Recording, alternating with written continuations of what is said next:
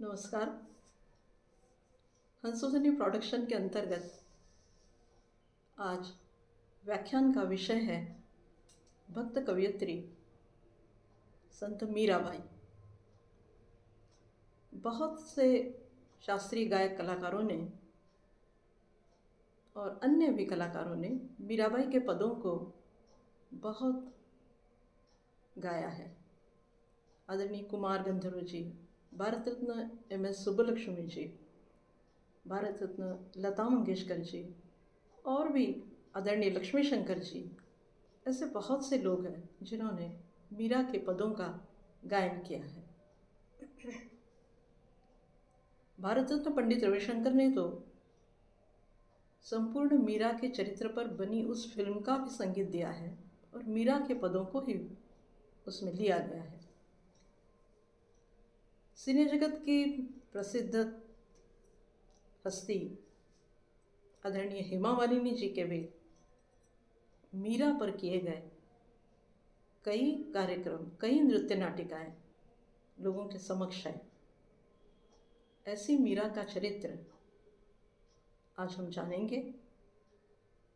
कैसा था उनका स्वर, कैसी थी उनकी रचना, कौन सा था उनका विरह, और विरह का स्वर करुणा से और प्रेम से कितना भरा था। ये सब कुछ जानने के लिए आज हमने मीरा चरित्र को ही अपने व्याख्यान का विषय बनाया है। मीरा जैसे बहुत सी हस्तियां भारत में हुई हैं। प्रति मीरा के नाम से जानी जाने वाली रंगनायकी, जिसका संबंध दक्षिण भारत से है, जिसको गोदा अंडाल के नाम से भी जाना जाता है, पर रंगनायकी की बहुत सी चीज़ें मीरा के चरित्र से, मीरा की रचनाओं से बहुत मिलती जुलती है। विषय भाषा थोड़ी अलग हो सकती है, दक्षिण भारतीय भाषा होगी उसमें, पर रंगनायकी का चरित्र, रंगनायकी की रचनाएं और रंगनायकी की भक्ति पूरी तरह मीरा के समान ही है।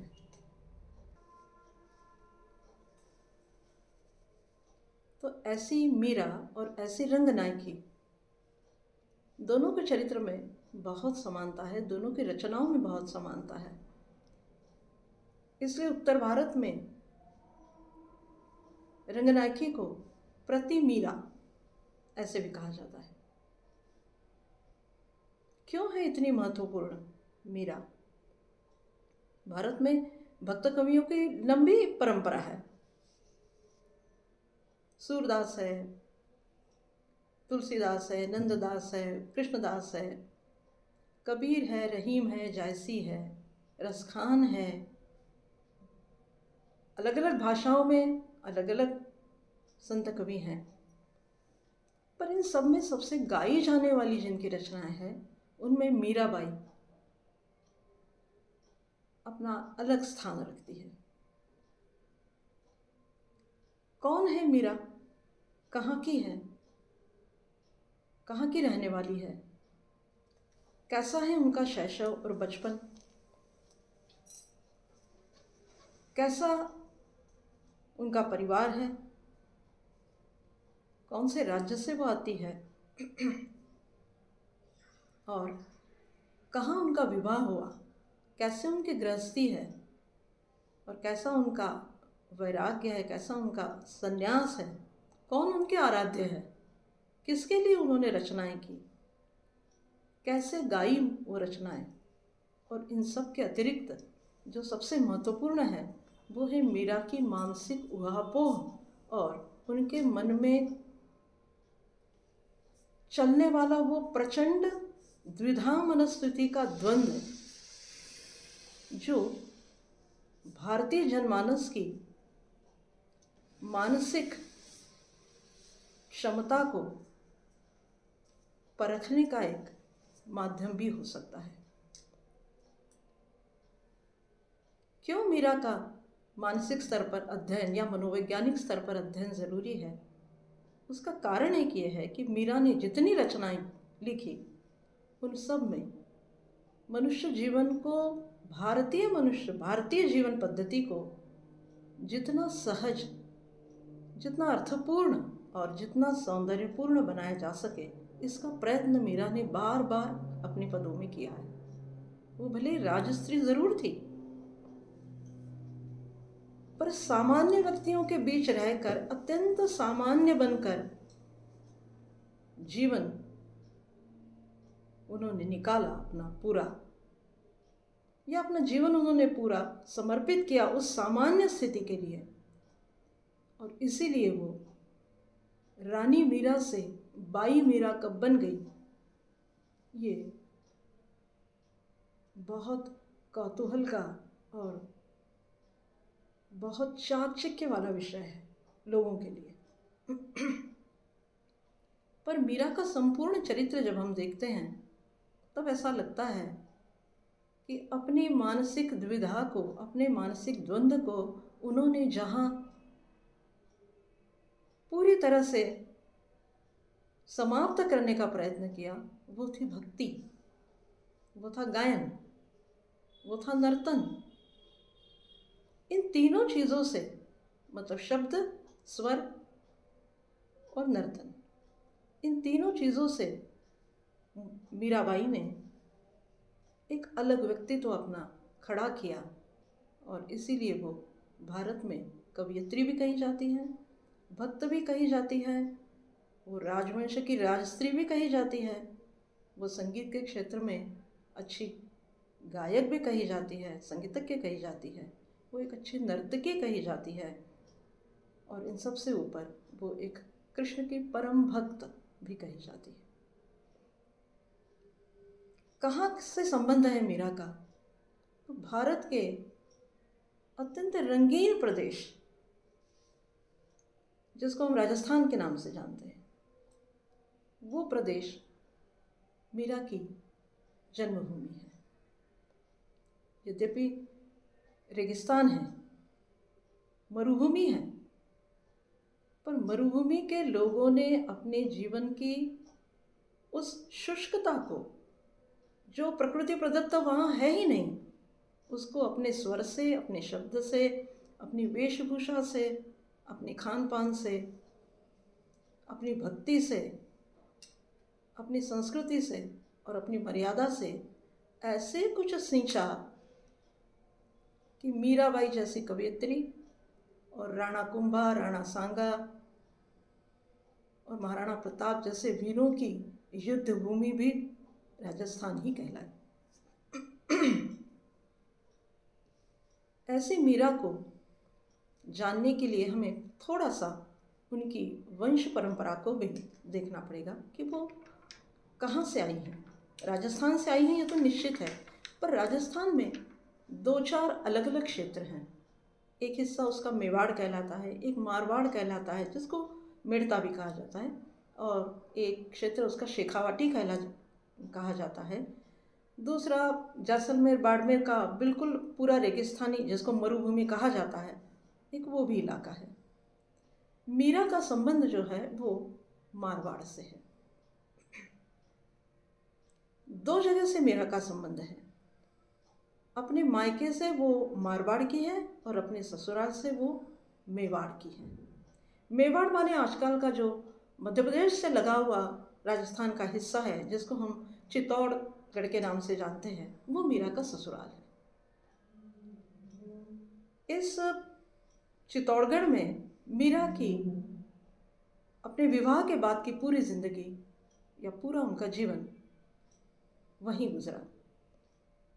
पर यदि मीरा के बचपन की या मीरा के शैशव जहाँ मीरा का गया उसकी हम बात करें तो वो मारवाड़ है, मेड़ता है। मेड़ता के जो मूल पुरुष हैं वो कहे जाते हैं राणा लाखा। अब इस मारवाड़ के क्षेत्र में राठौड़ राजपूत वंशों का राज था, तो मीरा राठौड़ वंशीय राजपूत है। राव जोधा, हमने नाम बहुत सुना है। जिनके नाम से आजकल राजस्थान का शहर जोधपुर है, और जोधपुर आजकल हमारी भारतीय वायुसेना का एक मुख्य केंद्र भी है।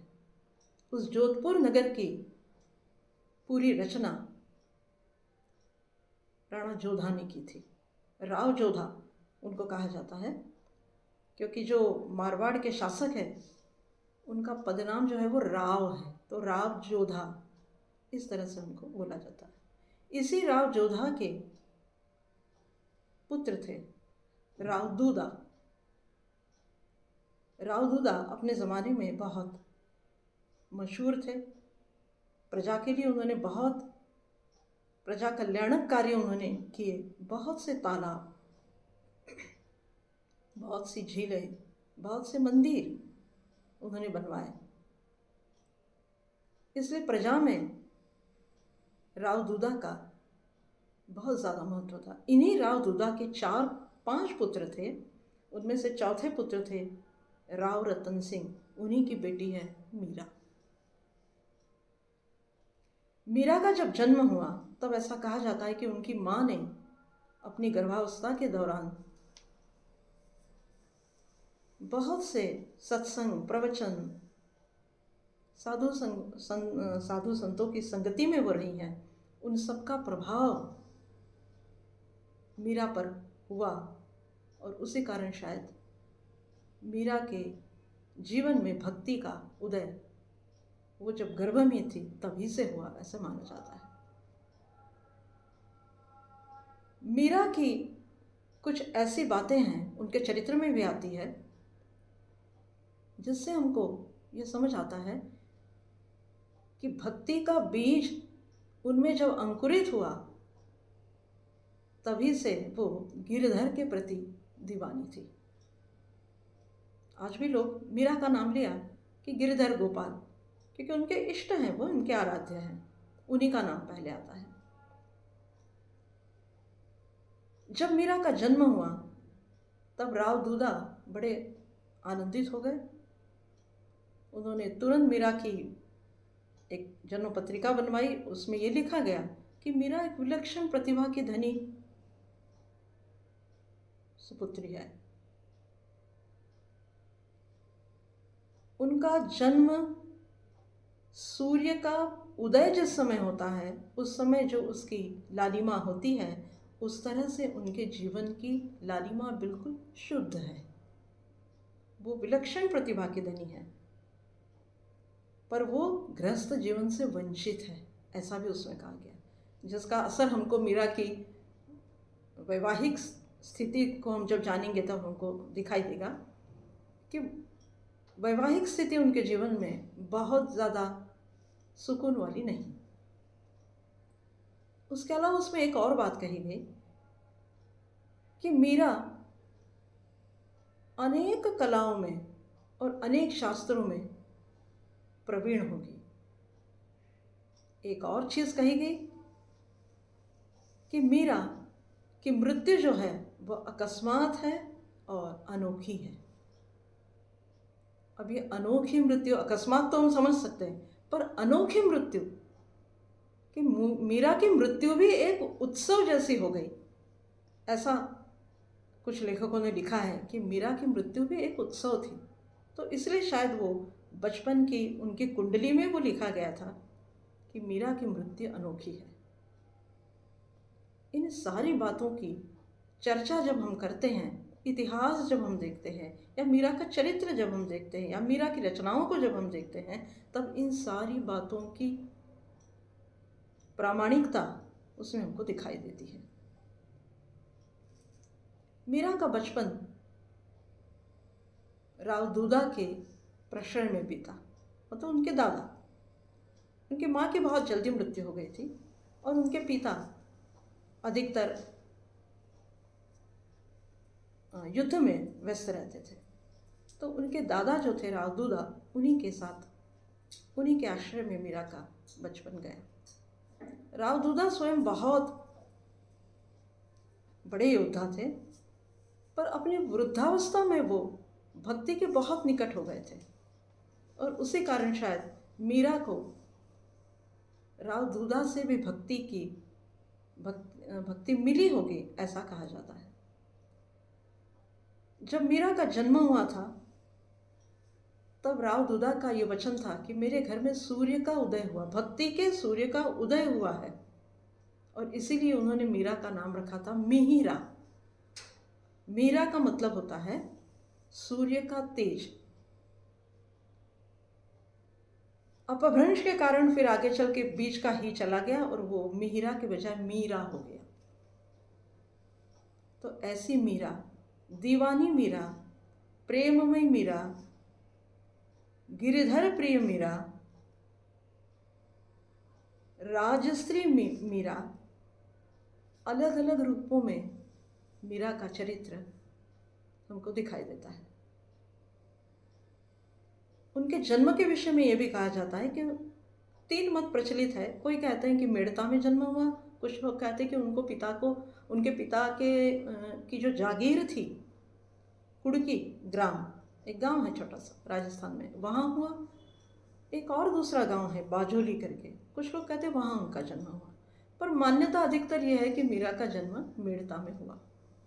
मीरा का बचपन भी वहीं बीता।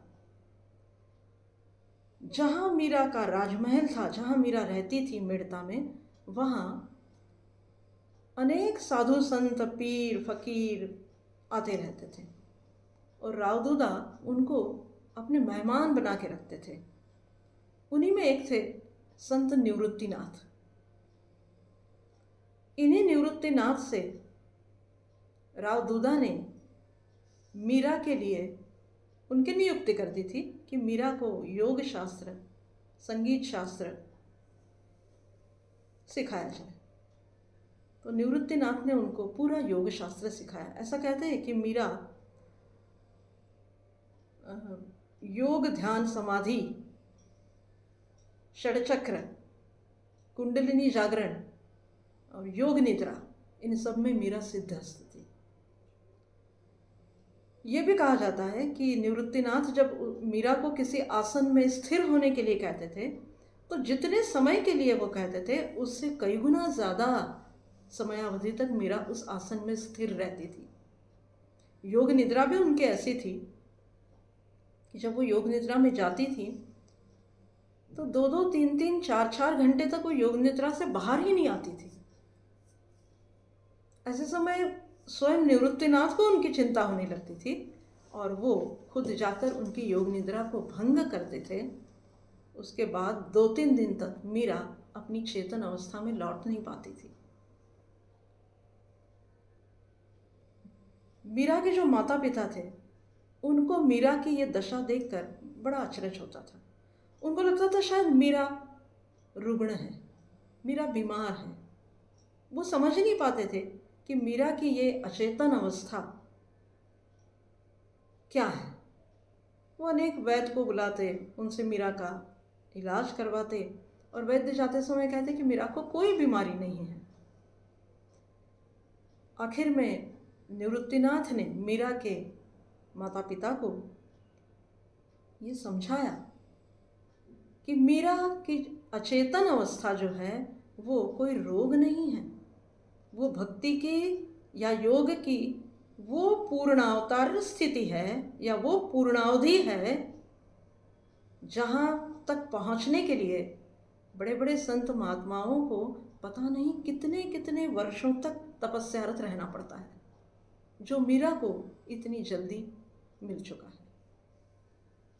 उसी समय से मीरा को भक्ति की जो लय लगी वो उनके अंतिम समय तक कायम रही।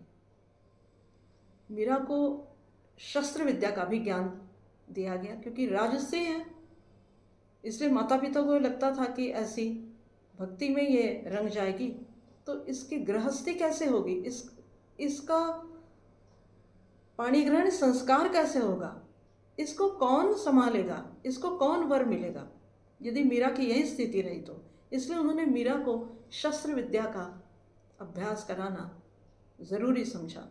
मीरा ने वो भी किया। ऐसा कहते हैं कि मीरा भाला फेंकने में बहुत माहिर थी। और ये उनका राजस्त्री होने के कारण ये उनको सीखना ज़रूरी था। पर मीरा की जो, जिसको आप कहते हैं कि उनकी जो उनका जो परिचय है मीरा का, वो उनकी भक्ति ही है। भक्ति में ही वो रंगती थी। शस्त्र विद्या में उन्हें कोई मज़ा नहीं था, कोई आनंद नहीं आता था। मीरा के बचपन की अनेक कहानियाँ इतिहास में प्रचलित है। उनमें से एक ये भी है कि मीरा एक दिन अपनी माँ के साथ राजमहल के झरोखे में बैठी थी और उन्होंने देखा कि राजमहल के सामने से कोई बारात जा रही है। उन्होंने अपनी माँ से पूछा, ये क्या है? तो माँ ने कहा कि बेटी, ये एक वर है और ये किसी वधू को ब्याहने जा रहा है। मीरा समझी नहीं। माँ ने फिर समझाया कि बेटी, ये बिंद है। बिंद राजस्थानी में बिंद का अर्थ होता है दूल्हा, कि ये बिंद है। फिर मीरा ने पूछा, ये कहाँ जा रहा है? तो माँ ने कहा, ये किसी बीननी को ब्याहने जा रहा है। बीननी का मतलब होता है नववधू, जिसका विवाह होने वाला है। सहज ही मीरा ने पूछ लिया कि माँ, क्या मेरा भी कोई बिंद होगा? तो माँ को हंसी आ गई। मीरा का वो बाल मन का प्रश्न था। तो माँ ने कहा, हाँ, हर बिंडनी का एक बिंड निश्चित होता है और वो भगवान की तरफ से ही निश्चित किया रहता है। मीरा ने पूछा, मेरा बिंड कहाँ है? माँ को हंसी आ गई और उनको टालने के दृष्टि से माँ ने कहा कि ये जो सामने बैठा है ना, यही तुम्हारा बिंड है। वो कृष्ण की मूर्ति थी, कृष्ण का विग्रह रखा हुआ था वहाँ पर। उसको माँ ने कह दिया कि यही तुम्हारा बिंड है, यही तुम्हारा पति है। ऐसा कि माँ निकल गई। पर उस चीज़ का मीरा के मन पर, मीरा की बाल बुद्धि पर इतना गहरा असर हुआ कि मीरा ने हर समय के लिए उस गिरधर के विग्रह को ही अपना पति स्वीकार कर लिया। शायद मीरा की ये बात, या मीरा के मन में वो घर कर गई बात, मीरा के माता पिता को ध्यान नहीं रही। पर मीरा ने उसी दिन सोच लिया कि यही मेरा बिंद है। अनेक साधु संत उनके यहाँ आते थे, मीरा उनसे मिलती थी, रोज उनके प्रवचन सुनती थी, उनको प्रणाम करती थी, उनसे प्रश्न पूछती थी, अपनी जिज्ञासाओं को शांत करती थी। ऐसा करते करते एक दिन मीरा ने ये देखा कि मंदिर में जो भगवान का विग्रह है वो तो बहुत बड़ा है, और जो साधु महात्मा मीरा के घर पे रुके हुए हैं, उनके व्यक्तिगत रूप से जो ठाकुर हैं, उनके जो कृष्ण विग्रह हैं, वो बड़े छोटे से हैं। तो मीरा ने उनसे प्रश्न पूछा कि मंदिर में जो है कृष्ण, वो तो बहुत बड़े हैं, और आपके पास जो कृष्ण हैं वो तो बहुत छोटे हैं। तो इनमें से सही भगवान कौन से हैं, बड़े कि छोटे? निवृत्तिनाथ ने उनसे कहा, वो समझ गए मीरा का प्रश्न, और उन्होंने कहा कि बेटी, भगवान बड़ा या छोटा नहीं है। जो अपना व्यक्तिगत विग्रह है वो छोटा है, जो आम जनों के लिए है वो बड़ा है।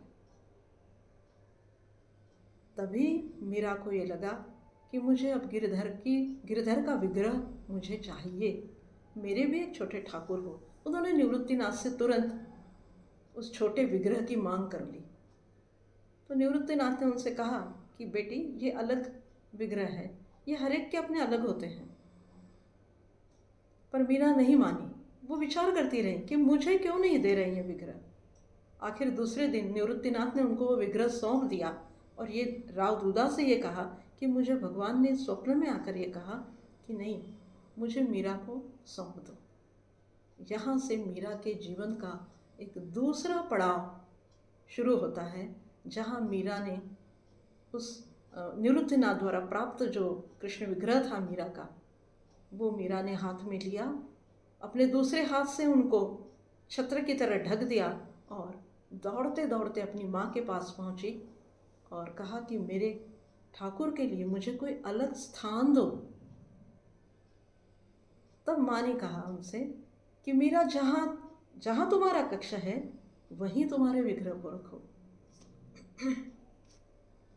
मीरा ने एक चौकी मंगवा ली, उस पर एक सुंदर वस्त्र बिछा दिया और उस पर अपने ठाकुर को विराजित कर दिया। थोड़े दिनों बाद राव दूधा ने यह देखा कि मीरा ने किसी छोटी सी चौकी पर बिठाया है विग्रह, तो उन्होंने मीरा से कहा कि मैं तुम्हें इस कृष्ण विग्रह के लिए एक सुंदर स्थान बना देता हूँ, वहीं तुम इस विग्रह को स्थापित करो और वहीं अपना भजन करो। इसलिए वहाँ पर चित्तौड़गढ़ में आज भी आप देख सकते हैं कि एक जगह है, वहाँ पर वो मंदिर जो राव दूधा ने बनाया था मीरा के लिए, श्याम कुंज उसको कहते हैं, तो वहाँ वो मूर्ति विराजित मीरा ने कर दी और वहीं उनकी साधना, वहीं उनकी भक्ति चलने लगी, जो उनके विवाह तक चलती रही। मीरा टकटकी लगाए अपने विग्रह को देखती थी। तो राव दूधा ने उनसे पूछा, मीरा तुम्हें क्या दिखता है? तुम टकटकी लगाए देखती हो, तुम्हें विग्रह में क्या दिखता है? मीरा ने कहा, मुझे वो दिखता है जो मुझे अपनी कोरी आंखों से इस राजमहल में नहीं दिखता। मुझे वो सब कुछ उस विग्रह में दिखता है जो अपने राजमहल में मुझे कहीं दिखाई नहीं देता। राव दूधा बड़े आश्चर्य में पड़ गए और तभी उन्होंने ये सोचा कि मीरा कोई सामान्य बालिका नहीं, मीरा एक असामान्य प्रतिभा की धनी है, मीरा एक असामान्य भक्ति की प्रचारिणी होगी, ये उन्होंने सोचा उस समय। कुछ दिनों बाद मीरा के विवाह की चर्चा उनके घर में चलने लगी, क्योंकि राजपुताने में उस ज़माने में बहुत छोटी ही उम्र में विवाह कर दिया जाता था, फिर भी मीरा उस हिसाब से बड़ी थी। मीरा के लिए वर का चयन शुरू हो गया। मेवाड़ जो है, चित्तौड़ जो है, वहाँ का जो वंश है वो राजपूत सिसोदिया वंश कहलाता है। उस सिसोदिया वंश में मीरा का जो राठौड़ वंश है मेवाड़ का, उनकी कई लड़कियां ब्याही गई थी। तो उसको देख मतलब उनका रोटी बेटी व्यवहार दोनों राजवंशों में था। तो मीरा का विवाह भी चित्तौड़ के उसी राजवंश में सिसोदिया में करने का निश्चित हो गया। मीरा बार बार कहती रही कि मुझे विवाह नहीं करना, मेरा विवाह हो गया। अपनी माँ से वो कहती थी कि मेरा तो विवाह हो चुका। इसकी एक बहुत सुंदर इस प्रसंग से एक कहानी मीरा के चरित्र में आती है, विवाह के प्रसंग से। और मीरा का स्वप्न में जगदीश से विवाह, ऐसा करके इतिहास में उसको लिखा गया है। तो वो कहानी ये कहती है कि मीरा, जिस समय मीरा का विवाह निश्चित किया गया चित्तौड़ के राजवंश में, तो उनको इच्छा तो नहीं थी करने की विवाह। वो बिल्कुल गिरधर को समर्पित हो चुकी थी, गिरधर ही मेरे पति है, ये वो कहती थी। तो उन्होंने भजन गाकर रात भर कृष्ण से मानसिक चर्चा की और दूसरे दिन अपनी माँ से कहा कि माँ मैं विवाह नहीं कर सकती, मेरा तो विवाह हो चुका। माँ ने कहा, क्या प्रमाण है आपके पास कि आपका विवाह हो चुका? माँ समझती थी कि ये किसको अपना पति मान रही है, पर फिर भी उन्होंने ये पूछा कि इसको कैसे प्रमाणित करोगे मीरा कि आपका विवाह हो चुका है। तब ये कहानी इतिहास में कही जाती है और शायद हो सकता है कि वो सत्य भी हो। जब मीरा दूसरे दिन अपने शयन कक्ष से बाहर आई तो राजमहल के लोगों ने, उनकी दास दासियों ने, उनके माता पिता ने ये देखा कि मीरा ने बहुत सारे वैवाहिक आभूषण जो होते हैं वो धारण किए हुए हैं। उन्होंने बहुत सुंदर वस्त्र भी धारण किए हुए हैं। उनके हाथ में हस्तबंधन जिसको कहते हैं, उसका जो सांकेतिक चिन्ह रहता है वो भी उनके हाथों में है। उनके हाथों में मेहंदी लगी हुई है, पैरों में उनके महावर लगा हुआ है और अनेक गहने वो पहनी हुई है। तो माँ ने उनसे पूछा कि बेटी ये तुमने कहाँ से पहना?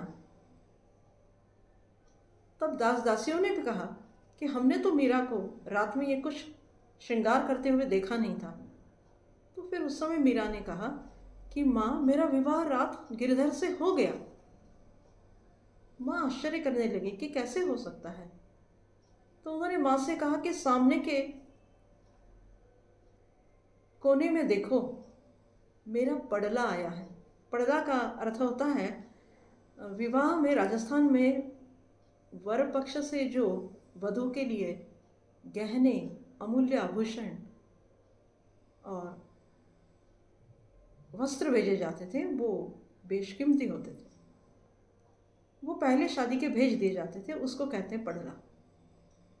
विवाह में लड़की को वही पहनना होता था। तो माँ ने देखा तो उनको वाकई वो पड़ला दिखा। उन्होंने उसको खोला, उसमें जो गहने थे, उसमें जो वस्त्र थे, वो सब वैसे ही थे जैसे मीरा ने धारण किए हुए थे। ये बड़ी आश्चर्य की बात थी। राजमहलों के लोगों को बड़ा आश्चर्य लगने लगा कि ये कैसे संभव है। जब माँ ने मीरा से कहा कि मीरा 2 दिन बाद तुम्हारा विवाह है, अब तुम ये कपड़े निकालो और जो पड़ला आया है वो वस्त्र पहनो। तब मीरा ने कहा कि माँ ये तो वैसे ही हैं, जैसे मेरे पड़ले में आए हैं वैसे ही ये हैं, तो निकालने की क्या ज़रूरत है। माँ ने उस चीज़ को मान लिया। पर ऐसा कहते हैं कि जिस समय मीरा के विवाह की विधि संपन्न हो रही थी, तब मीरा ने नीचे जहाँ शामियाना लगा था मीरा के विवाह का, वहाँ आकर मीरा अपने पति भोजराज के समीप बैठ गई और वो पूरी विधि उन्होंने की जो एक विवाहित कन्या के लिए ज़रूरी होती है।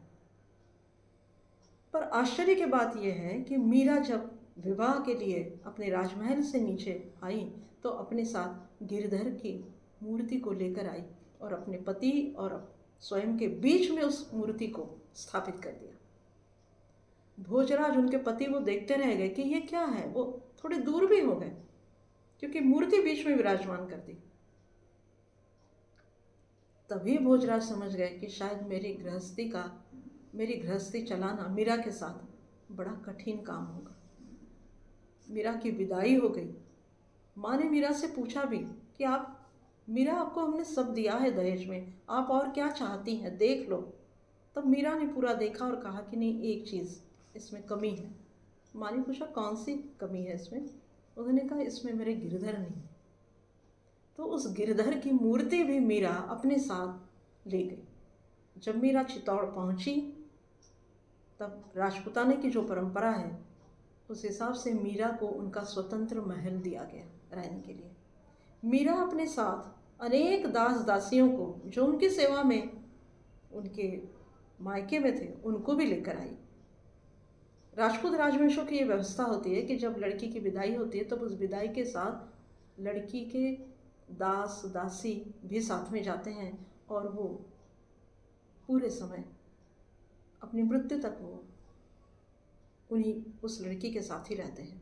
वैसे मीरा के साथ भी उनके अनेक दास दासी, उनके पुरोहित, पंडित, सब लोग आए और वो मीरा के साथ ही चित्तौड़ में रहते थे। ससुराल आने के बाद मीरा ने यह देखा कि यहाँ तो कोई प्रवचन नहीं होता, कोई कीर्तन नहीं होता, कोई साधु संत महात्मा कोई राजमहल में नहीं आते। यहाँ बहुत मर्यादा है। यहाँ हम महल से नीचे नहीं उतर सकते, महल से बाहर नहीं जा सकते। ये सारे बंधन मीरा को झेलने पड़े और मीरा उससे व्यथित हो गई। उन्होंने अपने पति से ये कहा कि मुझे अलग से कोई स्थान ऐसा दीजिए जहाँ मैं अपने गिरधर के विग्रह को स्थापित कर सकूं। ऐसा कहते हैं कि उनके पति भोजराज ने राजमहल के बाहर एक कृष्ण का मंदिर स्थापित कर दिया जहाँ मीरा रोज जाने लगी। सामान्य लोगों से मिलने लगी, साधु संतों से मिलने लगी। वही मीरा अपने पद गाती, वही मीरा भगवत चर्चा करती, वही मीरा भक्ति के उन्माद में नाचने भी लगती। चित्तौड़ के राजवंश को ये सब अच्छा नहीं लगता था। मीरा का गायन, मीरा का नर्तन, मीरा की भक्ति, मीरा के गिरधर, मीरा की साधु संगति, मीरा का प्रवचन करना, ये सारा एक राजकुल की या एक राजस्त्री की मर्यादा के बिल्कुल विपरीत था, ऐसा चित्तौड़ राजवंश का कहना है। और इसलिए उन्होंने मीरा को इन सब बातों से दूर रखने का बहुत प्रयास किया। पर मीरा के जो पति थे भोजराज, वो मीरा को और मीरा की भक्ति से इतने प्रभावित थे कि उन्होंने मीरा ने जो जो चाहा गिरधर की भक्ति के लिए, वो सब कुछ उनको दिया। उसी के तहत ये मंदिर राजमहल से बाहर बनाया गया और वहीं मीरा अपनी भक्ति करती थी। वो जो विग्रह है जो भोजराज ने मीरा के लिए बनाया था, वो विग्रह आजकल हिमाचल प्रदेश में है। राजस्थान से वो हिमाचल चला गया है और हिमाचल में एक जगह है नूरपुर करके। ये जगह पंजाब से जब आप हिमाचल में प्रवेश करेंगे पठानकोट की तरफ से, तब जो पहला हिमाचल का गांव आता है वो माने नूरपुर है। इसी के आगे फिर हमीरपुर आता है, पर वो नूरपुर जो है वहीं पर इस विग्रह को स्थापित कर दिया गया है और आज भी हम वो देख सकते हैं। मीरा जब वृंदावन चली गई, उसके बाद में वो विग्रह फिर नूरपुर गया, ऐसा इतिहास में कहा जाता है। इसके पश्चात मीरा के जीवन का तीसरा पड़ाव शुरू होता है। वो होता है उनके पति भोजराज की मृत्यु के पश्चात। एक युद्ध में मीरा के पति बेहद जख्मी हो गए और जब वो चित्तौड़ लौटे तब उनके जख्मों को भरने के लिए मीरा रात दिन उनकी सेवा में लगी रही। बहुत आपस में प्रेम करते थे मीरा से, पर उनकी अनेक चर्चाएं ऐसी होती थी जो दाम्पत्य जीवन के लिए भारतीय जीवन संस्कृति में बहुत ज़रूरी है, वो कभी भी मीरा ने भोजराज से नहीं की। उसका बड़ा दुख भी भोजराज को था, पर उन्होंने अपनी मनस्थिति को कभी मीरा के सामने जाहिर नहीं किया। मीरा भी समझती थी इस बात को। मीरा ने उनसे वचन ले लिया था कि मैं जिस तरह अपना गृहस्थ धर्म चलाना चाहूँगी वैसे ही आपको रहना है, और भोजराज ने स्वीकृति दे दी थी। ऐसा लगता है कि महिलाएं, ऐसा कहते हैं कि महिलाएं तो अपना दुख गाकर, रोकर, नाचकर, एकांत में अपने से स्वयं से बात कर बिता सकती है, पर पुरुष को सार्वजनिक तौर से ये सब करना संभव नहीं होता। पर भोजराज ने, और वही स्थिति भोजराज की थी, उन्होंने किसी के समक्ष मीरा का वो वचन जाहिर नहीं होने दिया और निरंतर मीरा से सामंजस्य बनाकर ही अपना गृहस्थ जीवन चलाया। ये उनका बहुत बड़ा त्याग है। महिलाओं का या स्त्रियों का त्याग या राजस्त्रियों का त्याग तो बहुत इतिहास उसकी चर्चा करता है, पर किसी राजपुरुष का इतना बड़ा त्याग और उसकी चर्चा और उसकी मनोविधा या उसका मनोवैज्ञानिक विश्लेषण कभी इतिहास में भी नहीं होता है। पर मीरा के चरित्र को देखकर हम ये जान सकते हैं कि मीरा के जो पति हैं भोजराज, उनकी कैसी मनस्थिति रही और उन्होंने कैसे मीरा के साथ पूरी गृहस्थी चलाई। ऐसा कहते हैं कि मीरा की भक्ति इतनी ज़्यादा बढ़ने लगी थी कि जब जख्मी होकर भोजराज उनके कक्ष में आए तो मीरा भगवत भक्ति में लीन थी, पर उन्होंने मीरा को कुछ नहीं कहा। भक्ति की लीनता से बाहर निकलने के बाद मीरा ने यह देखा कि अपने पति जख्मी हैं और उन्होंने भरपूर, ऐसा कहते कि उनकी सेवा की। पर एक दिन मीरा इसी भक्ति के उन्माद में गिरधर को याद करते करते, गाते गाते राजमहल के झरोके तक पहुंच गई और उसकी दीवार से टकरा गई। मीरा लहूलुहान हो गई। ऐसी स्थिति में ही भोजराज अपने ज़ख्मों का विचार ना करते हुए आए। उन्होंने मीरा को पकड़ा और दूर किया। उस समय उनके ज़ख्म जो भरने आए थे वो पुनः फट गए, पर उन्होंने मीरा को उस दिन गिरने से बचा लिया। शायद मीरा उस दिन झरोके से नीचे गिरती तो चट्टान पर गिरती और पता नहीं क्या होता। जब मीरा को ये बात मालूम पड़ी तब मीरा मन ही मन बहुत लज्जित हो गई, पर इसके बावजूद भोजराज ने उनसे ये कहा कि मीरा, मैंने तुमको दिया हुआ वचन तोड़ दिया, मुझे तुमको थामना पड़ा।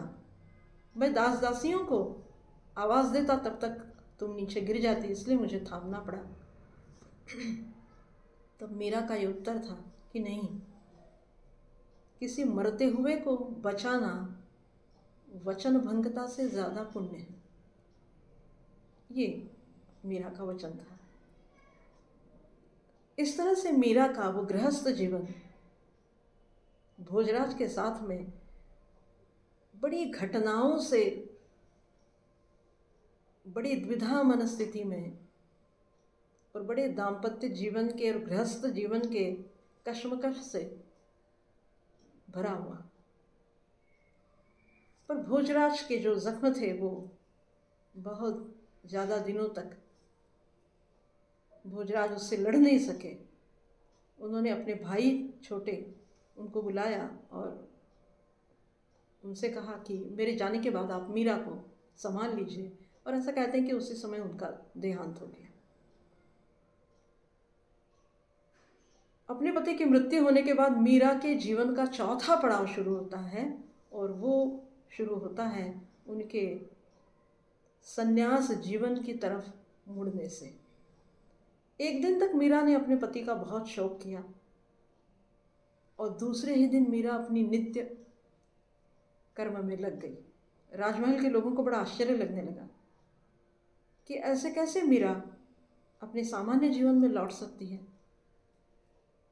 पर मीरा ने अपनी गिरधर की सेवा, गिरधर की भक्ति, गिरधर की का श्रृंगार, उनके पूजा, उनका आभूषण, उनको पहनाना, वस्त्र पहनाना, वो सब शुरू कर दिया।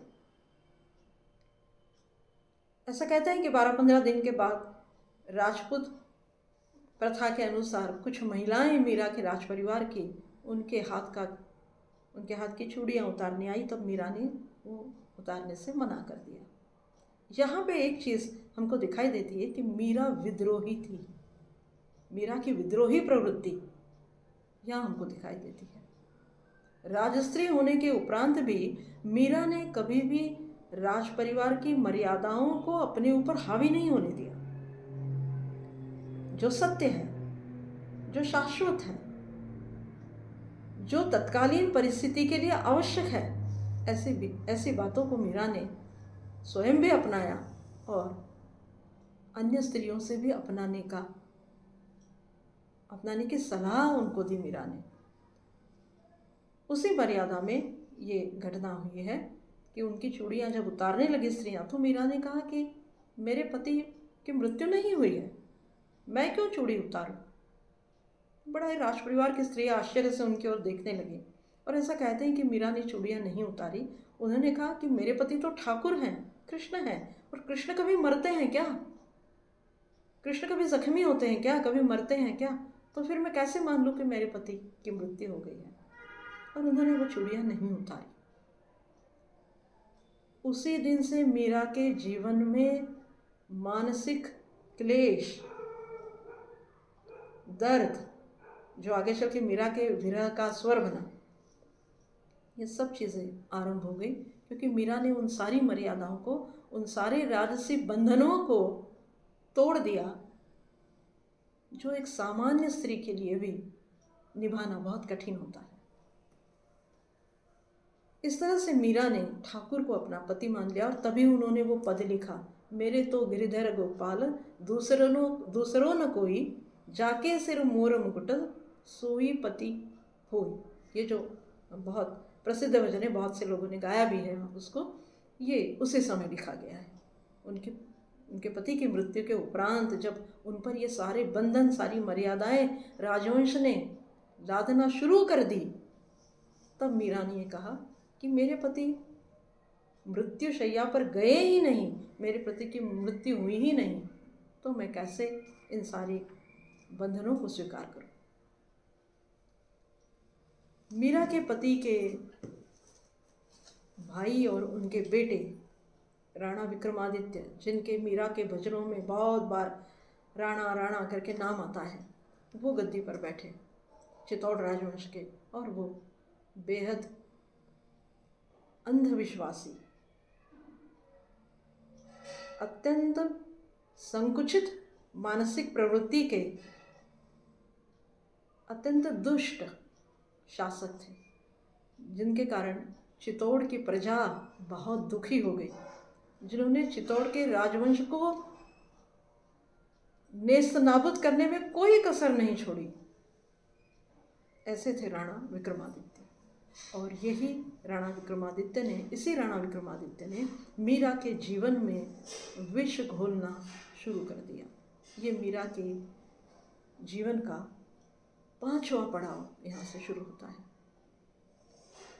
और ये 5वां पड़ाव इसलिए महत्वपूर्ण है कि इसी समय मीरा की कवि प्रवृत्ति और मीरा का नर्तन वाला स्वरूप और मीरा का भजन गायन का जो स्वरूप हमको दिखाई देता है, बस वो यहीं से शुरू हुआ। शुरू तो बहुत पहले हुआ था, पर उसकी संख्या, उनकी रचनाओं की संख्या यहाँ से बढ़ने लगी, उनका गायन यहाँ से बढ़ने लगा, उनका नर्तन यहाँ से बढ़ने लगा, उनकी भक्ति यहाँ से बढ़ने लगी।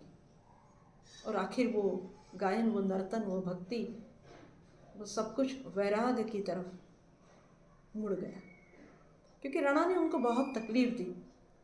इतिहास, ये सारी बातें हैं, मीरा के सारे पदों में भी आती है, विष का प्याला राणा जी ने भेजा, ये सब हम ये बातें सुनते हैं। तो वाकई उन्होंने ऐसे मीरा को विष दिया, पर मीरा की भक्ति इतनी अटूट थी कि मीरा उस विष को पी गई, पर उसका कोई प्रभाव मीरा पर नहीं हुआ।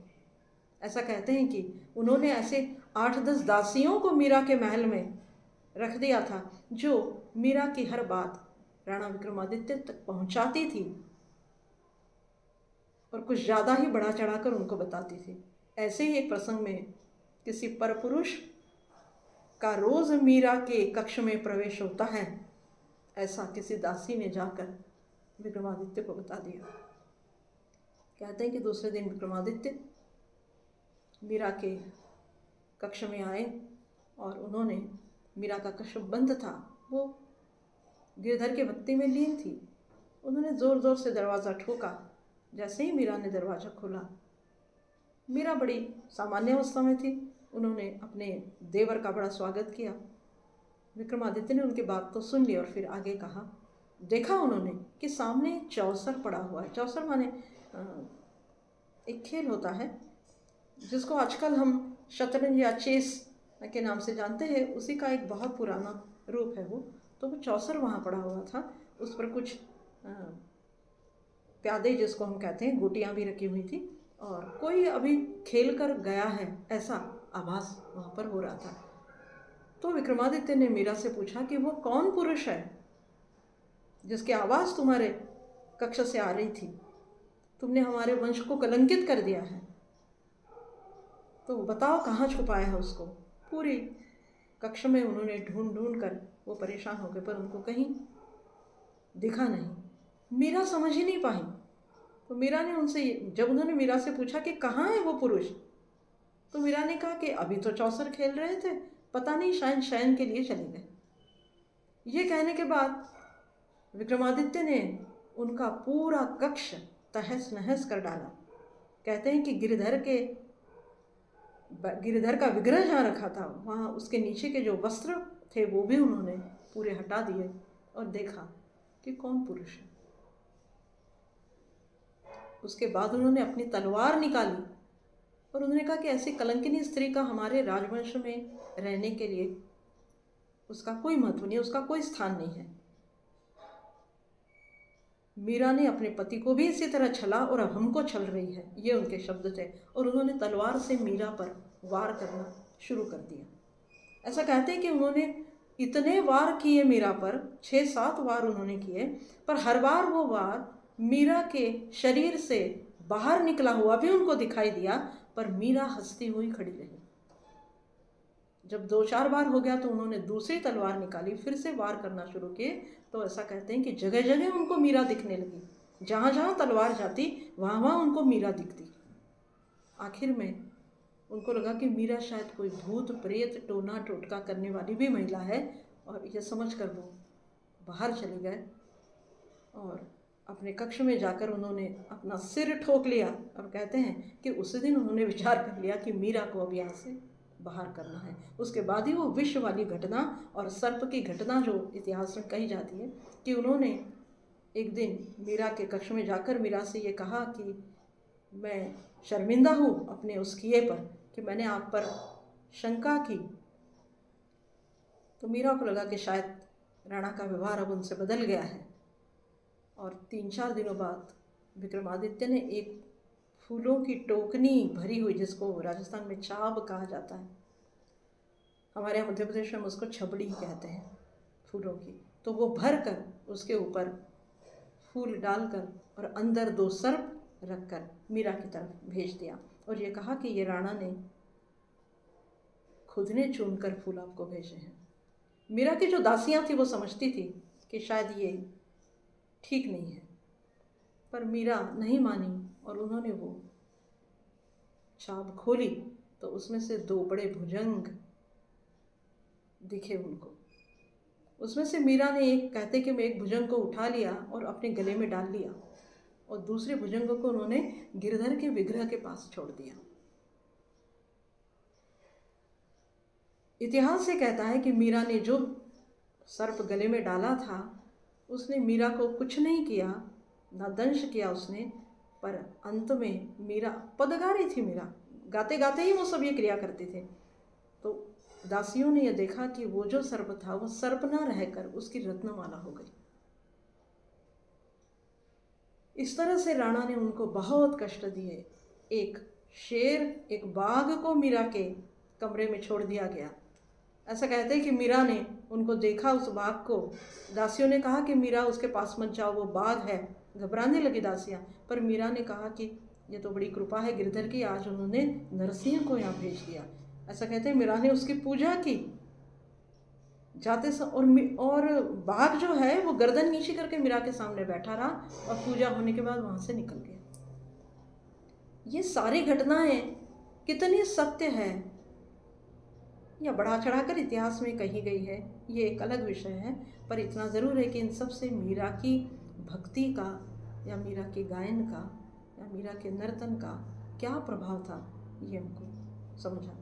आखिर में मीरा राणा के उन अत्याचारों से परेशान होकर वृंदावन चली गई। उसके बीच में कहते हैं कि मीरा एक बार अपने मायके मेड़ता भी गई और वहीं रहने लगी। उन्होंने पूरे चित्तौड़ राजवंश को त्याग दिया, पर अपने मायके भी वो ज़्यादा नहीं रह सकी क्योंकि वहाँ पर आक्रमण होने लगे मुगलों के। और मीरा आखिर में वृंदावन चली गई और वृंदावन जाने के बाद उन्होंने अनेक साधु संतों से भेंट की, वहीं कुटिया बना कर रहने लगी। और वहाँ फिर मीरा कृश हो गई, मीरा कमज़ोर हो गई बहुत, पर मीरा की भक्ति वहाँ पर बहुत बढ़ गई। मीरा ने जीव गोस्वामी से भेंट की, अनेक साधु संतों से मीरा मिली और फिर 25 वर्ष ऐसा कहते हैं उन्होंने वृंदावन में बिताए। सारी लीलाओं को कृष्ण की उन्होंने अपने आँखों से देखा, महसूस किया।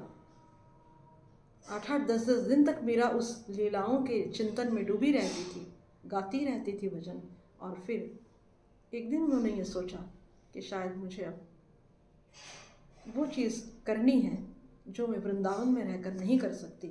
इन साधु महात्माओं के साथ मुझे वो यात्रा करनी है। इसलिए वो कहते हैं कि तीर्थ यात्रा पर निकल पड़ी और द्वारिका पहुंची। द्वारिका का जो समय है वो मीरा का अंतिम समय कहा जाता है। कुछ लोगों का मानना है कि अंतिम समय उनका चित्तौड़ में गया, कुछ लोग कहते नहीं द्वारिका में गया, पर द्वारिका की ही मान्यता ज़्यादा है। और द्वारिका पहुंचने के बाद उन्होंने द्वारकाधीश के दर्शन किए। उसी समय ऐसा कहते हैं कि राणा विक्रमादित्य की मृत्यु हो गई और कुछ चित्तौड़ के सरदारों ने यह सोचा कि शायद मीरा यहाँ से गई इसीलिए चित्तौड़ वंश का अंत हुआ, तो मीरा को पुनः यहाँ लाया जाए। इसलिए वो सारे लोग मीरा को लेने द्वारिका गए। तो मीरा ने उनसे कहा 4-6 दिन तक मीरा ने उनको अपने पास रखा। वो मनाते रहे मीरा को, पर मीरा ने जवाब नहीं दिया। और आखिर दिन मीरा ने कहा कि मैं गिरधर से आज्ञा लूँगी तभी आपके साथ चलूँगी। और ऐसा कहते हैं तभी मीरा द्वारकाधीश के मंदिर में गई, भजन गाने लगी। उन्होंने विग्रह से, कृष्ण के विग्रह से, गिरधर से आग्रह किया, पूछा कि क्या मैं जाऊँ, पर मैं जाऊँगी तो मैं आपसे विलग हो जाऊँगी और मुझे आपसे दूर नहीं होना। ऐसा कहते हैं उसी समय कृष्ण के द्वारकाधीश के विग्रह से एक सूर्य के प्रकाश की तरह एक तेज पुंज बाहर निकला और उसने मीरा को अपनी जद में ले लिया। और गाते गाते मीरा प्रभु की मूर्ति में समा गई। लोग देखने लगे कि मीरा बाहर कैसे नहीं आ रही, कितनी देर आज्ञा ले रही है मीरा। मीरा का गायन भी बंद हो गया, अब मीरा बाहर क्यों नहीं आई। इसलिए सारे लोग अंदर जब गए, जब द्वारकाधीश के पुजारी अंदर गए, तब उन्होंने देखा मीरा कहीं नहीं दिखी। आखिर में सारे लोगों को बाहर करके पुजारी ने जब विग्रह की तरफ झांका, तब वहाँ पे कहते हैं कि एक भगवा वस्त्रखंड, यानी एक छोटा सा कोना वस्त्र का, उनको वहाँ लटकता हुआ दिखाई दिया। पुजारी ये समझ गए कि मीरा प्रभु में समा गई। लोगों ने सही नहीं माना। पुजारी ने सारे लोगों को फिर से अंदर गर्भगृह में छोड़ा। लोगों ने देखा वाकई एक भगवा टुकड़ा ध्वज की तरह कृष्ण के विग्रह के सामने झूल रहा है। और ऐसा कहते हैं मीरा ने वहीं अपने प्राण त्यागे। प्राण तो नहीं त्यागे, ऐसा कहते हैं विग्रह ने मीरा को अपने आप में समा लिया और मीरा ने अपनी जीवन कथा वहीं समाप्त कर दी। ये मीरा का पूरा चरित्र है।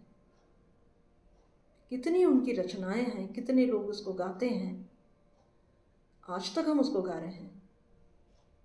यहाँ तक कि भातखंडे की किताबों की कई बंदिशें, उसके उदाहरण मैं आपको बता देती हूँ। सूरमल्लार में कई बंदिशें ऐसी हैं जो मीरा के पद हैं। गौड़ मल्लार की कई बंदिशें हैं जो मीरा के पद हैं।